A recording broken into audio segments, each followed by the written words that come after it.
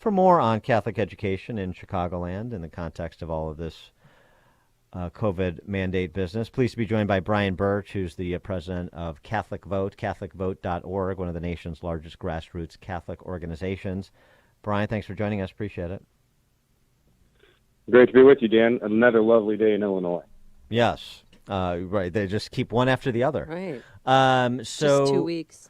Earlier this week, before Matthias was fired at Queen of Martyrs, before the Arch modified its policy, you came out and said parents need to start pulling their kids out of Catholic schools in Chicagoland if this is the kind of leadership or lack thereof they're going to get from said schools.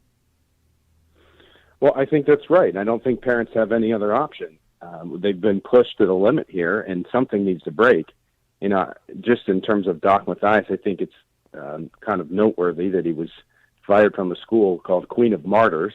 Yes. He himself here is the martyr for this cause. And it's not a cause, I think, that unfortunately has been characterized as some sort of political fight or some right versus left.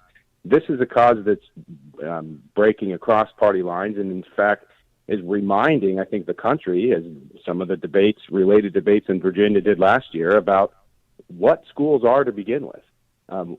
These institutions were created, whether public or private. Certainly in the case of Catholic schools, they were created for this reason, to be the stewards of the rightful authority of parents. You know, the Catholic Church teaches that parents are the primary educators of kids. There's this sacred obligation that parents have to raise their children to see that they're properly educated. The schools serve the parents, not the other way around. And I think we've gotten into this situation now where we misunderstand this proper role. And when it comes to the policies that the Archdiocese of Chicago, at least until last night apparently, were still imposing, schools, I think, kind of got away with some of this stuff when they had the backstop of COVID relief funds and PPP and a lot of the money that flowed through, trillions of dollars from the federal government. They don't have that benefit anymore. And a lot of these schools are essentially on a month-to-month budget. And, you know, it doesn't take that many families, 10, 15 families, to say, if this is going to be the policy, we're pulling our kids and we're not coming back until it's done. And I think you'll see schools quickly change their policy, as we just saw the Archdiocese do in basically 24 hours. But what happened to the Catholics? I mean, you guys were leaders. You gave me hope because you went back to school 2 years ago, I think it was, when we were still doing remote learning for an entire year. Why now? Like, why didn't they follow the rules? Is Supich, in bed with Governor Pritzker or something? Because it feels like your Archdiocese of Chicago is run by the CTU. Well, there's a lot of speculation on why, but I think, Amy, you make an important point. The Catholic schools had this unbelievable opportunity laid in their lap with COVID. All these schools, public schools that went remote or shut down, and parents got fed up and they started looking for other options. Catholic school enrollment actually went up post-COVID for the first time in several decades. Dan, I know, has worked a lot on school choice and scholarship opportunities for kids to attend these private schools and to preserve the Catholic school system. And this was this huge gift, they staring them in the face, and here they are essentially, drop kicking it to the curb. Why is the Cardinal doing this, or why did he do it? You can only speculate. I think it's pretty obvious, though, what happened here is this judge got in the way of a big victory tour.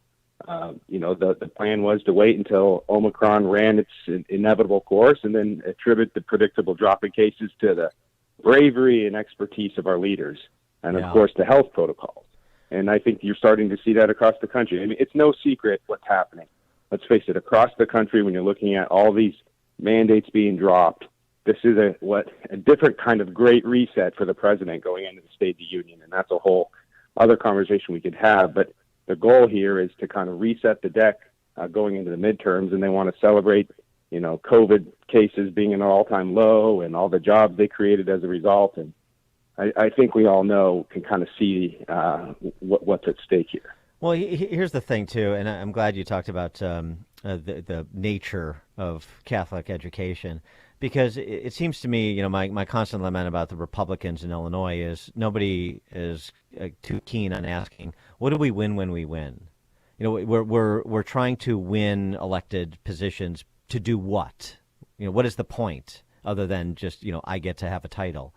And it's the same thing with Catholic schools. We want to reopen the schools and public schools too. We want to reopen the schools. We want to take masks off. What is it we're trying to preserve?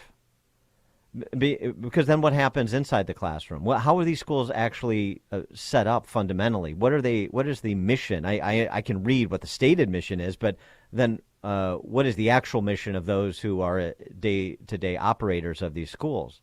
And I just don't think that question gets asked enough. What is exactly we're trying to do here? What are we trying to preserve? What is the point of this rather than just get the kids back in the classroom or get the masks off? There's a larger point to this, and part of it is what you said, and I don't want this to go unnoticed, so I'm going to put an exclamation point by it. Who are the schools there to serve? What's the power relationship between the clergy, the laity, and the parents? And it's completely out of whack. It's not the way that the Catholic schools run mostly. It's not dissimilar to that woman who was fired from the school district in Wheeling we just talked to earlier in the hour, who was told by her superintendent, "Get out of my school." Your school? Yeah, it's not right. And that's the way it is in the Catholic schools too. Well, it's exactly. Think about this, especially in Illinois, a state with some of the highest property taxes in the country. These are families that choose to forfeit the access to a public school that they pay through the roof for in their property taxes, instead pay to private school tuition to go to these schools, and yet they're shut out. The authority of the parents is shut out under some auspices of health protocols that we now know actually ill-serve kids. I mean, let's understand what we're talking about. Medical masks designed for adults. There's no credible study that shows this protected any kids. In fact, the only credible studies show that they actually do significant harm, especially to kids with disabilities. It adversely affects their emotional skills. We have kids in classrooms, 5- and 6-year-olds, that have never seen the face of their teacher. Right. What is that going to do to them? This is the most formative time of a child's life, when these emotional cues help impact the way they learn for the rest of their life. They can't get these years back. And this is a church who is responsible for the education of these kids, and we're forfeiting this. And by the way, parents don't stand up. Well, there's a mess right now going on at St. Viator, a second day of remote learning because they can't get it together there.